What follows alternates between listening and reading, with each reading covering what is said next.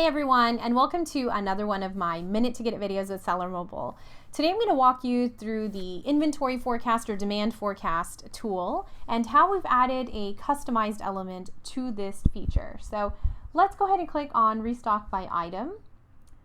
And when you do that, of course, you see all of your listings. I'm going to go ahead and click on one right here and our light box will pop up for that particular item, and I'm going to go ahead and take you to the forecast tab because that's what we're talking about today.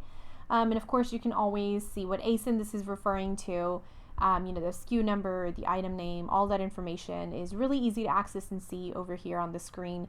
So within forecast you'll see the projected calculation for how much you might sell of this item in the next 7 days, 14 days, 30 days, and so forth.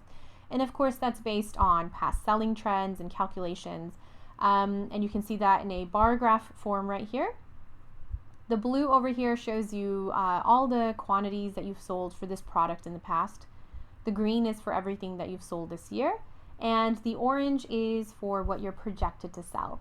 So if you click on any one of these arrows, you can see that we break down these numbers, we calculate it on a weekly basis. So for that particular item in January 2019, per week, how much you sold, and then the total here. So all of this is used, of course, to come about with the forecast calculations. Now, the human override section over here is you just click on a number, and sometimes if you tap into it, you might have a more a better understanding or reason for a particular trend or a peak in sales, and you might want to override that number. So you can do that right over here. And let's say I'm going to replace this number with 100, and you can add a comment here so you remember why maybe you have changed this number. So when you look back months from now or years from now, that's easily available as a reference. Go ahead and click on save.